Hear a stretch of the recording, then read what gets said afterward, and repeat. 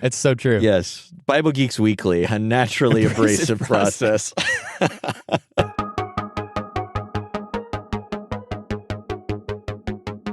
Well, hello, everyone, and welcome to the Bible Geeks Weekly Podcast. This is episode 119. I'm Brian Sheely. I'm Ryan Joy. And thanks so much, everyone, for tuning in. We are wrapping up one of our Marks of the Master we've been covering here in week 32 of our cross-training series, talking about integrity for the last time in this episode, with a conversation about courageous speaking. And I think courageous speaking, for two dudes on a podcast basically talking to each other, there's a certain amount of courage we can have, but there's a whole different level of courage when you leave this recording room and head out into the world. Yeah, the comfort level on this podcast, even though this might be heard by a lot of people, it feels like I'm just talking to you. So exactly. I'm just chatting. But whenever I have something hard to say, it definitely brings the old procrastination and avoidance tendencies out and makes me have to man up. And there it is again. Man up and be courageous. Yeah.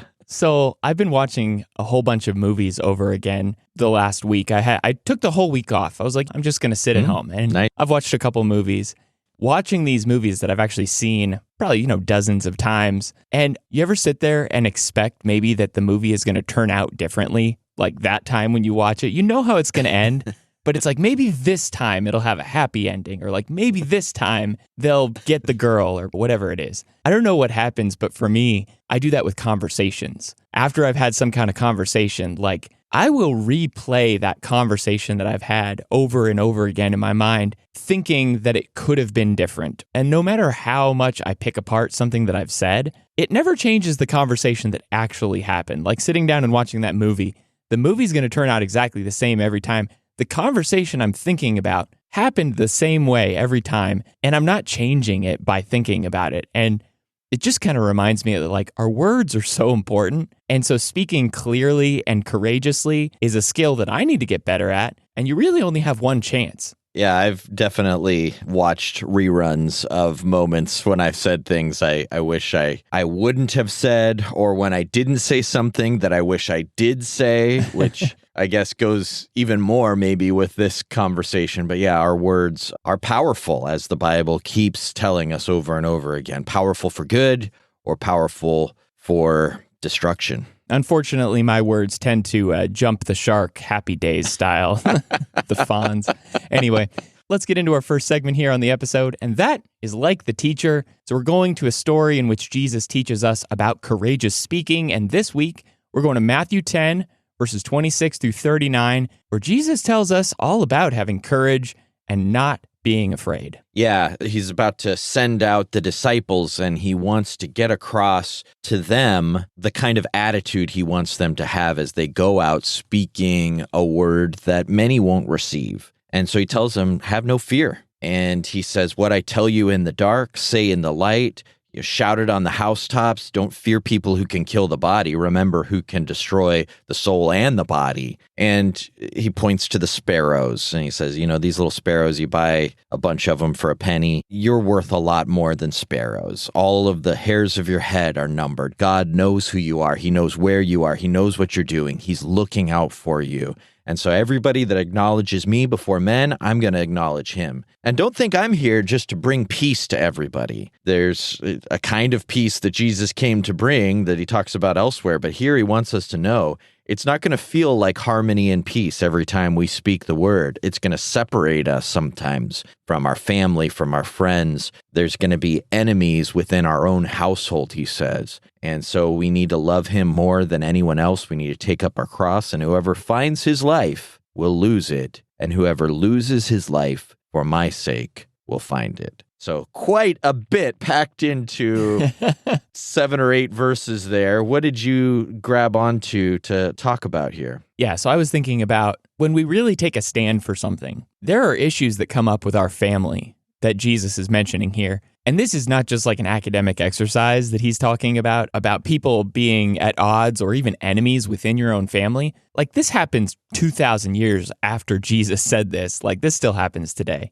It is really easy to view enemies, quote unquote, as like some unknown person who's opposed to us, like maybe out on the battlefield or in the schoolyard or whatever, like these enemies who are trying to get us. But like you ever think about your own family as potentially being an enemy? And that's what Jesus is laying down here, this gauntlet, by explaining that our enemies are going to be the people that we love the most. People in our homes, people who raised us, people who know us better than anyone else. These people may eventually become our enemies if they don't agree with us, if they don't appreciate the things that we say, if they don't like the faith that we hold so strongly to. And obviously, Jesus isn't telling us to hate our family. Like, that's obviously not where he's going with this. But he is really putting this situation out there as a real thing, that people in our family may oppose us and they may not appreciate us, and we've got a choice to make. And are we going to choose our family, or are we going to choose Jesus?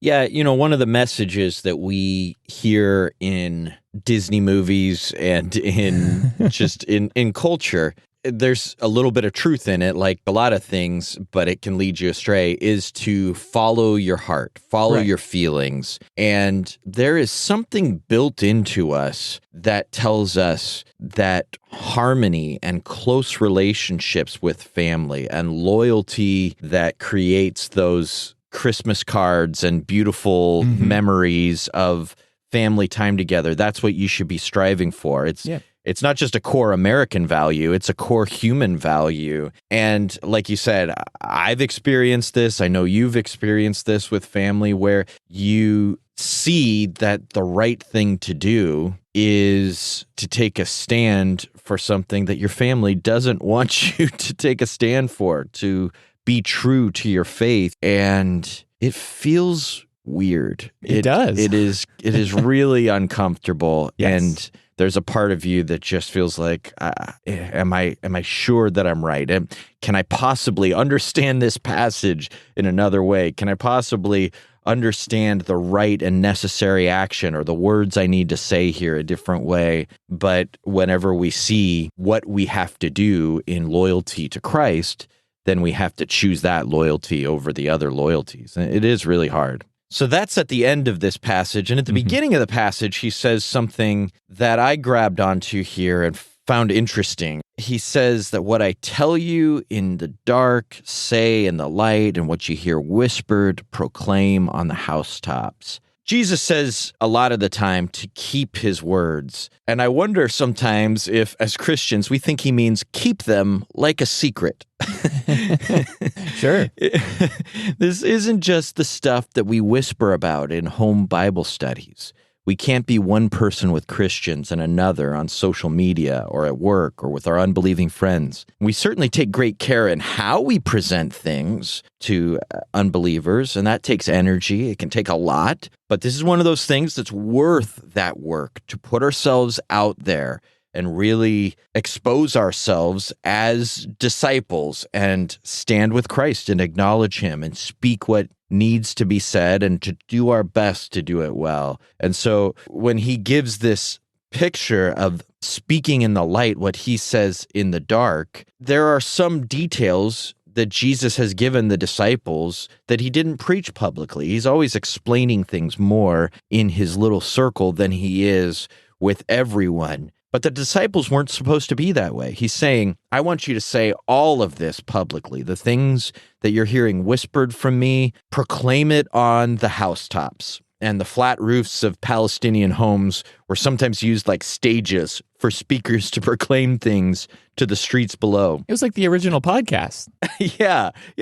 So shout it out there. Put it out there for everybody. Throw it on Twitter, Make a statement. Jesus wants them to carry this message out there. We can't have one gospel for insiders and another for outsiders. So the way we talk about controversial issues, the way we talk about things that we know people are going to judge us about and may misunderstand us about, we still need to speak the truth about it. We do it as well as we can, but it's the same gospel we speak to everyone. And likewise, we can't be one person to our people and another person to others. We have to be the same person. This is why it's part of integrity to everyone, and speak the same truth to everyone. Well, and the whole reason why he's telling them to speak this on the rooftops is because the fear is real. There's a real fear about people who will kill you for saying certain things. we live in a much different society here in America where people may not appreciate us very much. They may ridicule us. They may cancel us. But there's probably not very many opportunities where people actually are going to kill you. I mean, 2,000 years ago, that was a very real possibility that you were going to die for the things that you said. And so that's why I think he goes into talking about not being afraid of those who kill the body right after this. It's like, get out there, get on the rooftops, let people know. And look, don't be afraid that things are going to happen to you. And I don't know, if I was in a situation where I thought somebody may kill me because I said something, would I say it? Would I stand on the housetop and say it in front of everyone? I sure hope so. But that's only a question I think all of us are going to be able to answer personally. Oh, man. Those early Jews took cancel culture to a whole other level. Oh, for sure. They? We'll cancel you for real. Yeah. I mean, the stakes are just as high as they were then, and we certainly don't have an excuse to back down from speaking as they did when the consequences could be even more challenging. All right, so let's get into our second segment here on the show, and that is Top 4 Proverbs. 1, 2, 3, 4. We have revisited this segment a few times over the last few weeks, and it just seems fitting. There's a lot that the Proverbs has to say about what we say. So we're going to go through a few of our favorite Proverbs here. And the first one, Proverbs 18, verses 20 to 21, and it says, "From the fruit of a man's mouth, his stomach is satisfied. He is satisfied by the yield of his lips. Death and life are in the power of the tongue, and those who love it will eat its fruits." I don't know if you're hungry, but all these words that he's talking about is compared to food here. And it's so clear that our words are powerful. Like, they stick with us, sometimes way longer than we really want them to. And like the fruit of a tree, sometimes the only visible sign of what kind of person we're dealing with on the inside is the things that they say, the fruit that comes from their mouth. Our words can fill someone up, they can satisfy somebody, but they can also tear somebody down and they can make them sick. I don't know if you've ever had a meal that just made you sick. And he compares our words to death and life here. And isn't that what happens with every tool?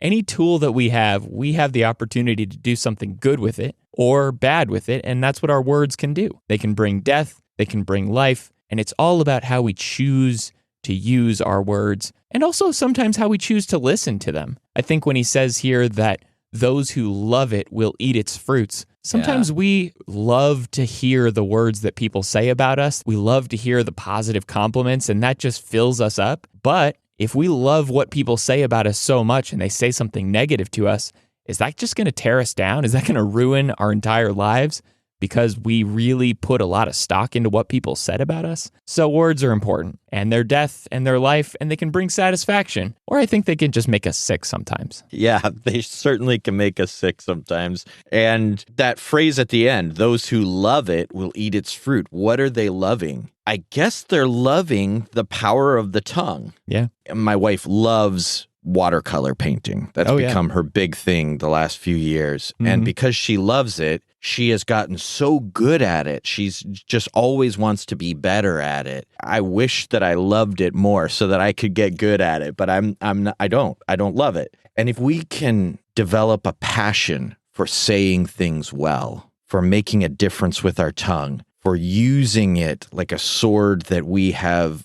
developed the skill, the weapon proficiency of handling, then it can make a difference in positive ways for people's lives and not leave us replaying this movie in a way that makes us sick, you know? Yeah, for sure. I think that's definitely what I can be working on more, is developing a skill and a passion for what I say and how I say it. Making sure that the first time I say something, that I'm saying what I intended to say. And that's going to take a little bit of thoughtfulness. Absolutely. Okay, so proverb number 2 comes from Proverbs 27, verses 5 to 6. Better is open rebuke than hidden love. Faithful are the wounds of a friend. Profuse are the kisses of an enemy. This is a classic. This is Words 101, I think. Oh, so true. Yeah. I don't know if anything like this has ever happened to you, but imagine you're spending time with friends, you're hanging out for like a whole evening, and then like you get up, you walk in front of a mirror, and you notice You've had a giant piece of cilantro in your teeth all night long.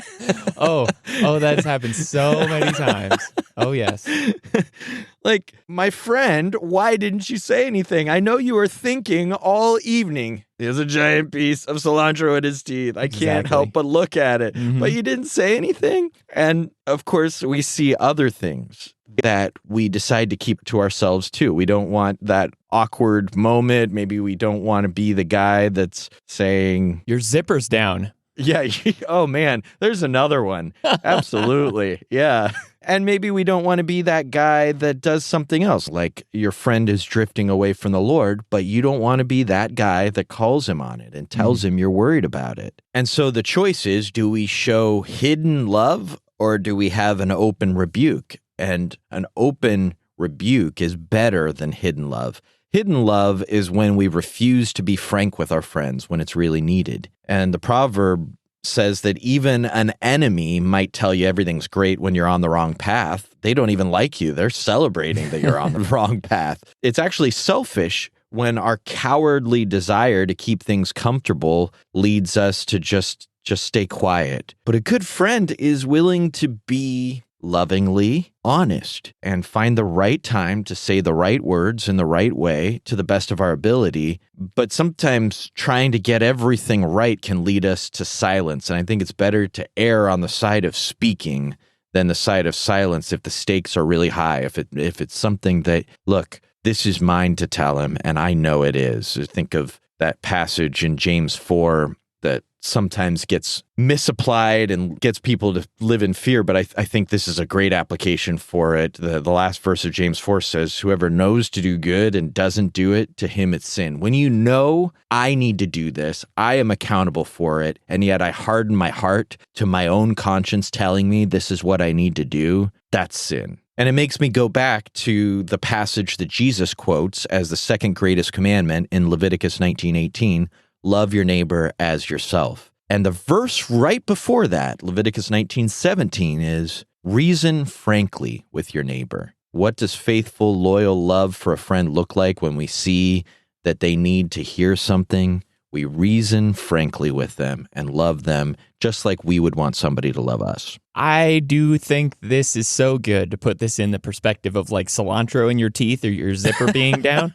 Yeah. Because you know, if you were swapped with that person, you would want somebody to tell you. Sure, it's going to be awkward. Like, yeah, sorry, I couldn't help but notice your fly was down this whole time. But you want to hear that. Like, you want to not be walking around the entire time being embarrassed. So that little momentary wound that a friend gives you, and it is a wound, they're definitely, especially when it gets into more serious territory, it is going to feel like a wound. If you were in that position, you certainly would want to have heard from a friend that you needed to make a correction. Yeah, it's like choosing the short-term small wound over the long-term big problem. All right, so the third proverb here is Proverbs 21, verse 29, where the wise writer says, a wicked man puts on a bold face, but the upright gives thought to his ways. And I just thought this was helpful in couching this discussion about courageous speaking. Because, man, if I'm not like just a bull in a china shop sometimes busting into a situation, that happens to me all the time. And so just putting on a bold face, just being courageous, that's not enough. Yeah. The upright gives thought to his ways. And so just because I could go out and publicize a whole bunch of terrible things about somebody, or maybe somebody could do that to me, like put me on blast and cancel me. Like, is that the most thoughtful approach, though? Is that how I would want to be treated in that situation? And I think discernment really goes a long way here. Like, having courage, being bold, but also being thoughtful about it. Like Paul basically just withstood him to his face there in Galatians chapter 2. Right out in the middle of everybody, he was like, you need to change, buddy. And didn't take him aside privately, didn't make a private opportunity to talk to him. But then you get to like Apollos and the impact that Priscilla and Aquila had on him, taking him aside in private. Like, is it right to do something publicly? Is it right to do something privately? Well, it's going to take thoughtfulness and discernment and really just sussing out the situation to figure out what is the right approach here and how would I want somebody to approach me. Yeah, it's interesting. We both did the same thing with our two Proverbs where we took one to say, look, you got to be bold. You have to take responsibility for saying what needs to be said. And then grabbed another proverb and showed how the wisdom of the Bible says both sides of this. You need to be bold, and yet you need to be wise, and you need to be smart about the way you present things and not think that boldness is destructive words, because we can conflate courageous words into thinking it's anything that's uncomfortable or controversial. And I'm just going to say my fourth proverb here. Yeah, go for it. Because it goes right with what you said. It's Proverbs 12, verse 18. There is one whose rash words are like sword thrusts, but the tongue of the wise brings healing. Yeah, those two go together. I guess we did the same thing. Yeah, exactly. So the courageous words we're talking about here are wise words. That doesn't mean they don't ever prick the heart. Wise words can be both piercing and healing, like a surgeon has to cut into you to heal you, the wounds of a friend, right? Mm-hmm. But rash words that thrust like swords into people are not what we're talking about, or the bold face that your proverb pulls out that's not thoughtful about how you do it. You can also go the other way and talk so much about being thoughtful and not saying the wrong thing and being gentle that you think that you need to not say anything, or if you say it, just be passive aggressive and talk around the situation. And That's not what we're saying. We're saying be frank, be honest, be clear, but you can be clear knowing I'm the right person to say this. I'm looking for the best time, not perfect, but I'm trying to do it the right way. And I'm going to try to give this person the best chance to hear as I would want for myself. And some people are just going to get angry no matter what you do. And you can't always control that. And you can't think that just because someone overreacted to what you're saying that you must have done it wrong, or you shouldn't have said anything, or next time I'm just going to keep it to myself. That can't be what we do. We've talked about that in past episodes. I'm never saying anything again. But the Bible is full of this wisdom. Proverbs is full of this wisdom that says, say what needs to be said, understand that there's love in a rebuke sometimes, but also be wise and not destructive, and say things not harshly, but in a way that people know you care, and therefore they care what you have to say. Yeah. I mean, there's so much we could say about our words, and of course, the thoughtfulness has to be there. The love for people has to be there. All of this stuff has to be part and parcel, but if all of those concerns and all of those things that we hold so important in saying what needs to be said, if those keep us from saying what needs to be said, well, then really we were ineffective and we didn't actually do the job that our words were there to do. It's like going into the surgery room and the doctor just puts his tools down on the tray and says, I'm not going to do this. It's like, you've got the tools, use the tools. Let's do this thoughtfully and carefully. Yeah, it's not just one tool. Think about Jesus, the master wielder of his tongue. He used different tools for different people in different situations. So developing your whole toolbox and thinking about what does this situation call for? That's part of loving the tongue and the power that it has. Well, this has come full circle. Let's move into our final segment here on the episode, and that is Through the Week. I am ready to face any challenges that might be foolish enough to face me. So every week we drop 5 challenges that we're going to do,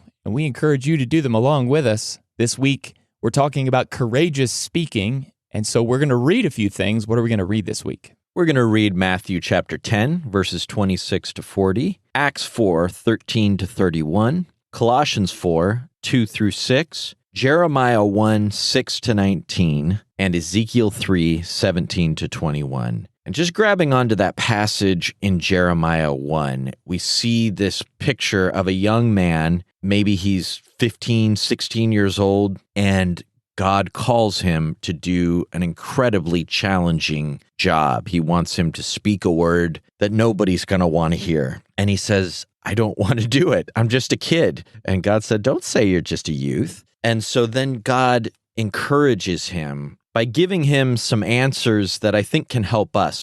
I think sometimes we might say to ourselves questions like, what's the point? They're probably not even going to hear anyways. Or what if I can't handle their response? What if I don't know what to say or I don't deal with it well? So in Jeremiah 1:17, God tells Jeremiah to stand up and speak up. And on either side of that command are these pictures given to help him. The first one answers this question, what's the point? And he gives him a vision of an almond branch and says, just like I watch over this almond tree to make it blossom every spring, I'm going to watch over my word and make it flourish. And the Hebrew word for almond tree and the Hebrew word for watch sound the same. It's like shoked and shaked. And so every time he sees the blossoming almond tree, he's going to remember, shoked, God is watching over his word. And that is the point. God is going to make sure that there's a point. God is watching over this word to make sure that just like he made that almond branch blossom every year,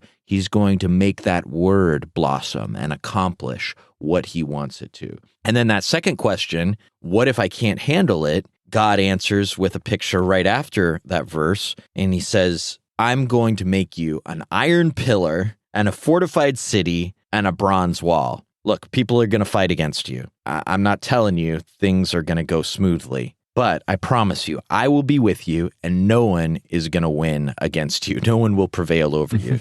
You got this because I got this. You are an iron pillar, and God can make us bronze walls. God can make us fortified, and that's why he gives us the armor he does and wants us to stand in his strength and wants us to trust in his way and his word and speak it, because he's the one that's going to go out in front of us and fight for us if we just have the courage to stand with him. I love that picture there, especially of the bronze wall and that kind of just impenetrable force. Yeah. And it really starts to make me ask questions like our Reflect Challenge. What makes me shrink back from confrontational conversations? Kind of like these questions you're posing here. Mm-hmm. What is it that makes me shrink back? And I think for me, there's a lot of reasons. Maybe it's fear. Maybe it's a lack of genuine concern for other people. But I think the thing for me that causes me to shrink back is when I don't see the power in the message to change someone's life. Like when I don't view it as seriously as I need to. It's not about peddling some kind of life hacks or like self-help advice. If that's how I view the message, then it's no wonder I don't feel compelled to speak up. It's like, this isn't life-changing if I don't view it that way. And if I really settle in and understand that everything God has told us through his word is profitable for teaching, for reproof, for correction, for training in righteousness, that we can be equipped and ready for every good work, like if I view God's word that way, then I'm really out there with confidence and boldness. And I'm not going to shrink back because I know the power of the word to do things that only the word can do. But if it's just peddling some kind of self-help advice, then that's really not something I'm going to be super motivated to get out there and talk to people about. That's so good. This is not advice like anybody else is given. This is not advice like you're going to find from anyone else. This is the word, the one word of the Lord that's going to change us. And in a way that ties in with the request challenge this week, which is a prayer to God to give us a spirit of power, love, and self-control. And this comes from 2 Timothy 1:7, where Paul promises that to Timothy. God has given us that spirit, not of fear, not of timidity, but of power and love and self-control. And I think those three words mean more together. Are you a Beatles fan? Oh, yes. Yeah. I took a Beatles class in college, by the way. That was fun. Wow. That was a worthless class, but I took it. That sounds like a really worthwhile credit to take on. Yeah, I mean, I've probably put enough time into Beatles albums that I should have some kind of an associate's degree or something. But I love all of their stuff. Abbey Road is my favorite of their albums, but I love listening to what they come up with. There's something special, like this secret sauce that comes together when you put them all together. There is this magic to it. There's more. There's something extra in the combination. And the combination of these three words, these three virtues in 2 Timothy 1:7, I think are more than the sum of their parts. As a group, they start to show you what power looks like, because we have all different ideas of power. What's the opposite of timidity and fear? Power and love and self-control. Well, what kind of power? Love power.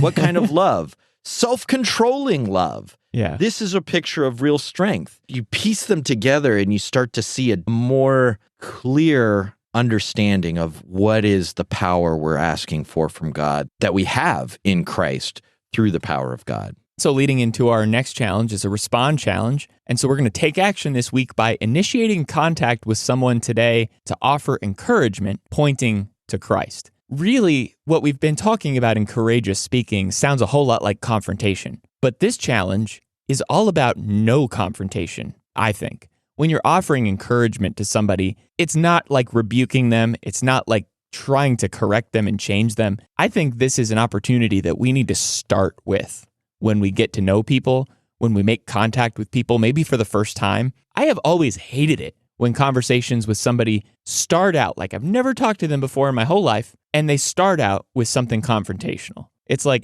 There's no trust there. There's no relationship there to soften the blow. And it's no wonder why shields go up immediately when there's no familiarity there. And so I think we're much better off when we establish a relationship with somebody by starting with encouragement, connecting with somebody, seeing somebody, and acknowledging positively something that we appreciate about them, giving them encouragement. And once we've shown them that we genuinely care about them, then, if necessary, later on down the road, there's a basis there for us to step in and address something more seriously. And we're not going to come across as somebody who's just complaining all the time. We're going to come across at that point as somebody who genuinely loves them and has a relationship with them and has interacted with them and connected with them. And it'll be more meaningful when we step in and wound them as a friend later on. Yeah, Paul's letters are a great example of that. I mean, you can tell he has a relationship with these people when he's speaking to them.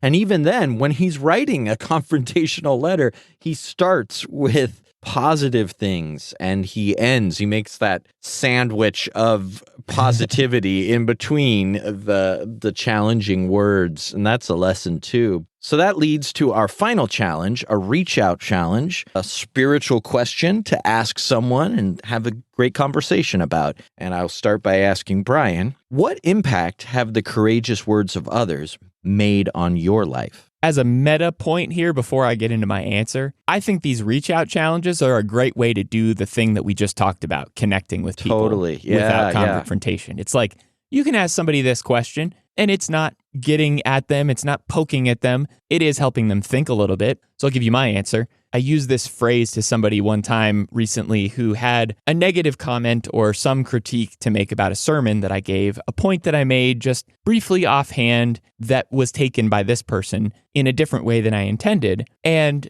I told them, iron sharpens iron, and that means sometimes there's going to be a few sparks. And I was very appreciative for this person coming up to me, telling me that the thing that I said was not interpreted by them as clearly as I had wanted to. And so rather than getting down about it, rather than getting upset or getting my back up about it or putting the shields up like we talked about, I thought about it. And I was appreciative that they had the courage to come and tell me about it. And so through those conversations, almost every time, those conversations have led to a deeper relationship between me and that person. And sure, there were some sparks along the way, but I feel like not only has our relationship improved, I've improved as a result of somebody's correction. And every time somebody's had the courage to come to me and talk to me about something that I needed to hear, we grew closer together. I grew in my spiritual life. And I look back at those moments fondly rather than just some difficult conversation that I had to go through. I look back to those moments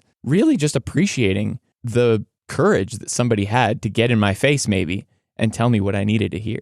Yeah, we didn't bring up that verse, that proverb, iron sharpening iron, but that's another good one about this. And one part of that that's just built into the proverb is the mutuality of iron and iron. It's not iron and a whetstone. It's iron and iron. We're sharpening each other. And it's a naturally abrasive process to sharpen each other. Like, we're challenging each other. That doesn't mean it has to be painful. When we have these talks, you and me, your words, your example, your commitment are pushing me. And if I'm honest and I'm in that place of, like you said, of being raw and vulnerable to the word of God ultimately changing me, then I'm going to be challenged to step out of my comfort zone and push forward, right? We need to rebrand our podcast. The subtitle of this whole show needs to be A Naturally Abrasive Process. Oh, it's so true. Yes. Bible Geeks Weekly, a naturally abrasive process. So my answer to this certainly goes with everything you've just said, but it made me think about the gift of good friends and the weighty words of those closest to me. There are times when those people that you can be most natural with and most of your conversations are light and easy and you just have a flow with, all of a sudden those conversations turn real.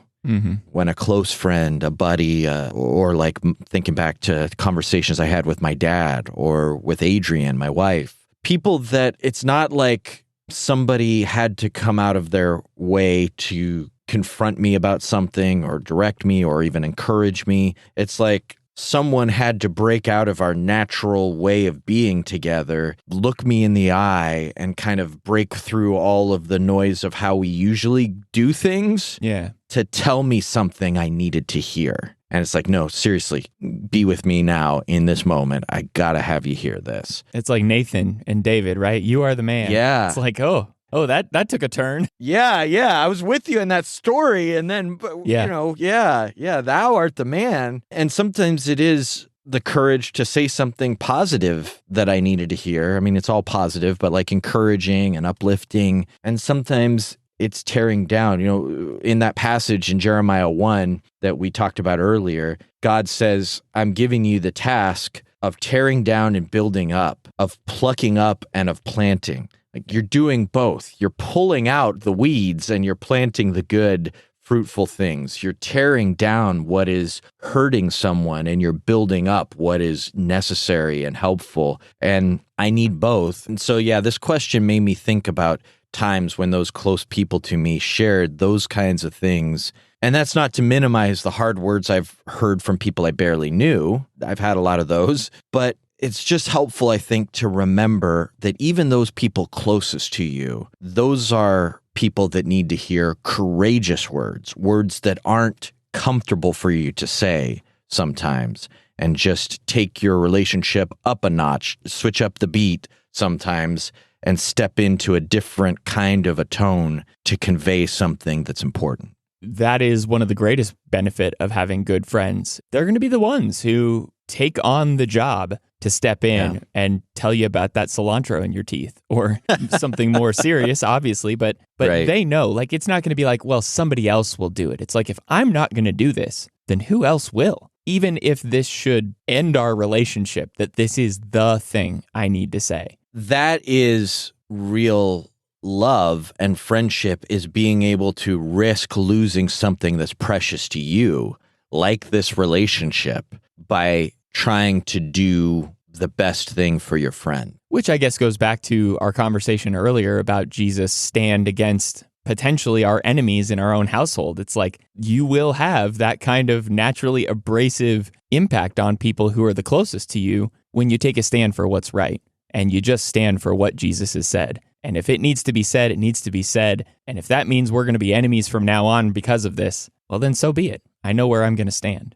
And Jesus is the ultimate friend to us. He's the one who, people don't like what Jesus says sometimes, even today, because it challenges us. And that was love. That was friendship. He's willing to risk you not liking him, you not being in a relationship with him, to give you your best chance, to give me my best chance to live the life I was made for, to be with him forever. So that wraps up our conversation about courageous speaking in this whole discussion about integrity. So the next few episodes, we're getting into a conversation about watchfulness. And watchfulness is something that we all need to be doing. This is not just some of our jobs.